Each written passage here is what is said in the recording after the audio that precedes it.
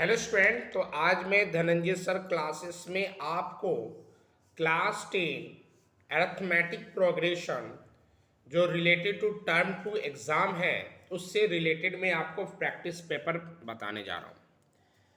पहला क्वेश्चन दिया हुआ है कि find the 20th of the term of the AP 9, 13, 17, 21 dot dot dot. That means एक AP दिया हुआ है, वह AP में हमारा नंबर दिया 9, 13, 17, 21 दिया हुआ। तो बताना है इस AP का, जैसे पहला नंबर में 9 है, दूसरा नंबर में 13 है, 17 है, 21 फोर्थ नंबर में है। तो अगर इसी AP का अगर हम 20 नंबर में पूछेंगे कि 20 नंबर में कौन सी संख्या होगी, उसका आंसर आपको बताना है। तो सबसे पहले AP में है तो A1 हमारा 9 दिया हुआ है, A2 हमारा 13 दिया हुआ है। तो D that means common difference जो होता है वह A2 माइनस A1 होता है।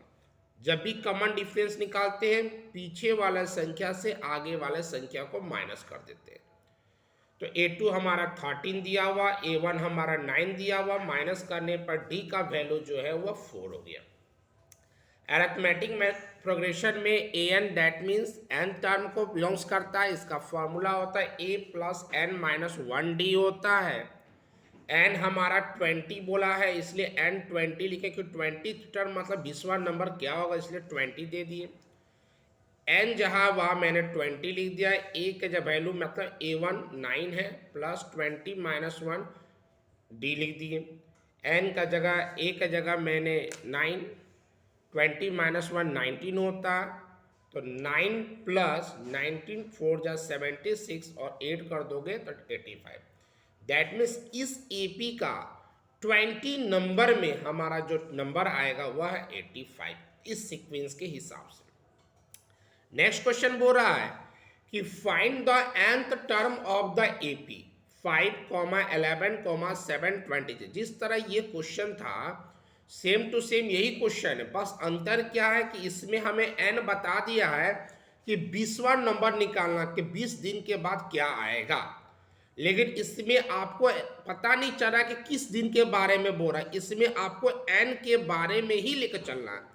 तो डेट मीन्स जिस तरह मैंने A1 A2 निकाला उसी तरह A1 A2 है, जिस तरह मैंने D निकाला उसी तरह यहाँ भी D निकाला गया, और जिस तरह an का फॉर्मूला लिखे उस तरह ही यहाँ भी an का फॉर्मूला लिखे। बस अंतर ये था कि हमारा n का वैल्यू यहाँ मालूम था, जिसके कारण n का वैल्यू को पुट कर दिए, और यह n का वैल्यू नहीं मालूम है इसलिए n लेकर ही चले। n तक टर्म बोलेगा तो n के जगह n ही लेंगे, और सॉल्व करने के बाद इसका जो वैल्यू आया वह आया 6n माइनस 1। अब आ जाते हैं हम अपने नेक्स्ट क्वेश्चन में। इसमें p का वैल्यू निकालना। नेक्स्ट क्वेश्चन हमारा जो है इस क्वेश्चन में क्या निकालना है, तो p का वैल्यू निकालना। क्वेश्चन दिया है कि find the value of p का वैल्यू क्या होगा, which the number 2p minus 1, 3p plus 1 और 11। ये तीनों टर्म जो है वह कंसेक्यूटिव टर्म AP का दिया हुआ है। तो बताना है कि P का क्या वैल्यू डालेंगे कि ये सेटिस्फाइड कर देगा AP को, और साथ ही साथ वह नंबर भी हमें बताना। तो डेट मीन्स ये P ना, जब AP है तो लगातार टर्म दिया होगा, तो पहला वाले को A1 मान लिए, that means 2p minus 1। Second वाले को हम A2 मान लिए 3p प्लस 1, और थर्ड वाला 11 दिया हुआ तो 11 मैंने लिख दिया। तो अकॉर्डिंग टू AP हमारा कॉमन डिफरेंस सेम होता है, तो D is equal to A2 minus A1। तो A2 3p प्लस 1 है, माइनस A1 जो है वो 2p माइनस 1 है, और सॉल्व करेंगे तो 3p प्लस 1 ब्रैकेट के आगे माइनस है इसलिए साइन चेंज हो गया, तो माइनस 2p प्लस 1। अब देखो ध्यान से यहाँ पर साइन क्या हुआ, यहाँ माइनस लगा ब्रैकेट में इसलिए 2p माइनस में हो गया, और माइनस 1 था तो प्लस 1 हो गया। तो 3p में से 2p जाएगा तो p बचेगा, और 1 प्लस 1 क्या हो गया 2। जब हमारा मिसिंग टर्म से रिलेटेड रहेगा तो डेट मीन्स D 2 बार निकालते हैं, तो फिर D निकालेंगे तो D इज इक्वल टू इस बार क्या हो जाएगा, तो A3 माइनस A2। A3 हमारा 11 दिया, माइनस A2 हमारा 3p+1 दिया हो, तो 11 का 11 लिख दिए, ब्रैकेट के आगे माइनस है इसलिए 3p माइनस हो गया और +1 भी हमारा माइनस हो गया। तो 11 में से 1 जाएगा तो 10 और 10 minus 3p। We know that the common difference are same in AP. AP हम जानते हैं कि कॉमन डिफरेंस जो होता है वह क्या होता है, सेम होता है। तो पहला वाला जो कॉमन डिफरेंस आया वह क्या है, तो p+2, और सेकेंड वाला कॉमन डिफरेंस क्या है, तो 10 माइनस 3p मैंने लिख दिया। तो p+2 equal to 10 minus 3p। p वाले को हमने एक तरफ कर लिया तो p+3p और 10 माइनस क्या हो गया हमारा 2 हो गया। उसके बाद आप देखो ध्यान से, 3p में p जोड़ देंगे तो 4p होगा और 10 में तो घटा देंगे तो 8 हो गया। दैट मीन्स p का वैल्यू 8/4, दैट मीन्स क्या हो गया, तो 2 हो गया।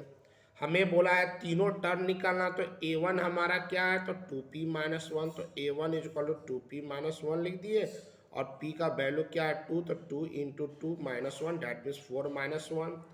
A2 जो है वो हमारा क्या है, तो 3p-3p+1 है, तो p का वैल्यू डाल दिए तो 3 2 6 +1 दैट मीन्स 7 हो गया।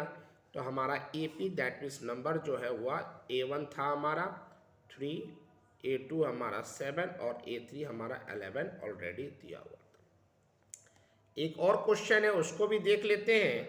क्वेश्चन हमारा ये बोला है कि आपका AP दिया हुआ है और AP का लास्ट नंबर भी दिया हुआ है और लास्ट नंबर 174 दिया हुआ।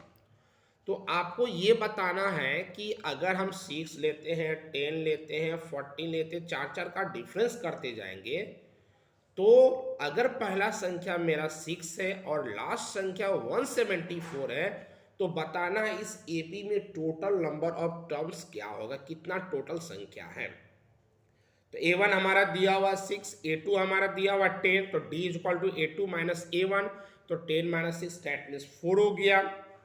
AN हमारा दैट मीन्स AN को हम लोग लास्ट टर्म बोलते हैं, तो AN हमारा 174 दिया है, तो AN का formula A plus N minus 1D लिख दिए इज इक्वल टू 174। A का वैल्यू 6 है प्लस N तो हमें निकालना है, हाउ मेनी टर्म्स जब भी बोलेगा दैट मीन्स N निकालना, तो N के जगह N लिख दिए, -1 D के जगह 4 डाल दिए इज इक्वल टू 174।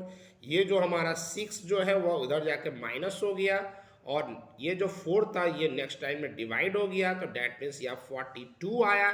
और 42 का मतलब यहाँ पर -1 जो है जब इधर जाएगा तो 42 + 1 दैट मीन्स 43rd टर्म। इस AP के हिसाब से पहली संख्या 6 है और चार चार का डिफरेंस करके 174 तक जाएंगे तो टोटल नंबर हमारे पास कितना होगा, तो 43 होगा। मेरा एक और चैनल है धनंजय सर साइंस क्लासेस, जिसमें मैं आपको मैथ्स से रिलेटेड आपका केमिस्ट्री का और साथ ही साथ अब फिजिक्स का भी प्रैक्टिस करवा रहा हूँ। तो उस चैनल का नाम है धनंजय सर साइंस क्लासेस। आज के लिए इतना।